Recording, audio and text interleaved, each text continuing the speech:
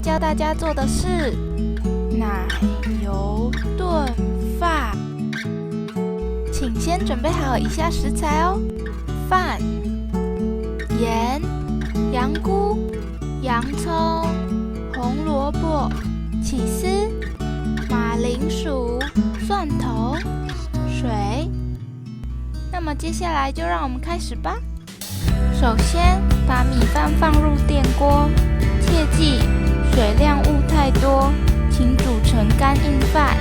接下来将所有食材切丁，加入些许奶油加热，放入洋葱、蒜头，翻炒至洋葱变透明，蒜头有香味出来，加入红萝卜、马铃薯、羊菇，炒至金黄色，加入盐巴，再加入奶油、无水或高汤，盖过食材即可，勿太多，即可盖上锅盖。汤滚后加入米饭，并且让食材与米饭混均匀。盖上锅盖至汤汁收干后即完成。需要必要时加入奶油或水拌匀食材，以防烧焦。